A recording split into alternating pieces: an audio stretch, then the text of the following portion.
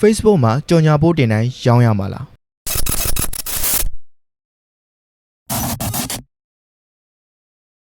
အကယ်၍ Facebook ပေါ်မှာကြော်ညာ post တင်တိုင်းရောင်းရမယ်လို့မျှော်လင့်နေရင်အမြင်မမှန်ပါဘူးအခြေအနေများစွာပေါ်မူတည်ပြီးတော့တကယ်ရလဒ်တွေကအပြောင်းအလဲရှိတတ်ပါတယ်နံပါတ်1 target audience မမှန်ခြင်းမိမိရောင်းချခြင်းနဲ့ customer ထိုက်နဲ့မကိုက်ညီတဲ့သူတွေစီကြော်ညာရောက်တာ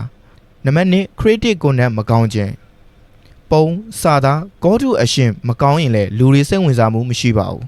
နံပါတ်3 product value မရှင်းလင်းခြင်းဘာလို့ဒီပစ္စည်းကိုဝယ်သင့်တာလဲဆိုတဲ့အကြောင်းပြချက်မရှင်းလင်းရင်လည်း customer စိတ်ဝင်စားမှုမရရှိနိုင်ပါဘူးနံပါတ်4 trust မရှိခြင်းမိမိ brand page မှာ review မရှိခြင်းအရင်ဝယ်သူတွေရဲ့ feedback တွေမရှိရင်လည်းဒီပစ္စည်းကိုဝယ်သင့်လားမဝယ်သင့်လားဆိုတဲ့ customer တွေရဲ့ယုံကြည်မှုတွေလည်းလျော့နေတတ်ပါတယ်နံပါတ်5 over promotionပစ္စည်းနဲ့ဈေးနှုန်းနဲ့ပဲတင်ပြီးပစ္စည်းကောင်းကျိုးတွေနဲ့အသုံးပြုနည်းတွေကိုမဖော်ပြတာမျိုးဒါဆိုရင်ရောင်းချဖို့အောင်မြင်စေနိုင်တဲ့နည်းလမ်းများကိုပြောပါဆိုရင်တော့နံပါတ်1 audience targeting ကို optimize လုပ်ပါအသက်အရွယ်တည်နေရာကိုယ့်ရဲ့ product ကိုစိတ်ဝင်စားမဲ့သူတွေကိုတေချာစီစီရွေးချယ်ပြီးတော့ကြော်ညာပါနံပါတ်2 content ထဲမှာ storytelling ထည့်ပါမိမိပစ္စည်းကသုံးစွဲသူတဦးရဲ့ပြဿနာကိုဘယ်လိုဖြေရှင်းနိုင်ခဲ့တယ်ဆိုတာဖော်ပြပါနံပါတ်3 engagement ရရှိဖို့စဉ်းစားပါ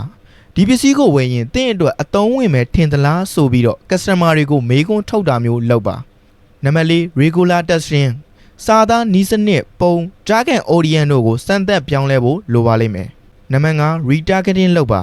ကျွန်တော်တို့ရဲ့ကြော်ညာတွေကိုစိတ်ဝင်စားလို့ကြီးစုခဲ့တဲ့သူတွေကိုထပ်တလဲလဲကြော်ညာပြတာကလည်းဝယ်ဖို့အခွင့်အလမ်းများစွာဖြစ်စေပါတယ်ဒီလိုမျိုးမှန်ကန်တဲ့နီးလန်းနဲ့သုံးနိုင်ရင်တကယ်ဝယ်ယူမဲ့ customer စီကိုရောက်နိုင်ပြီးတော့အယောင်တိုးတက်မှုတွေကိုလည်းရရှိနိုင်မှာဖြစ်ပါတယ်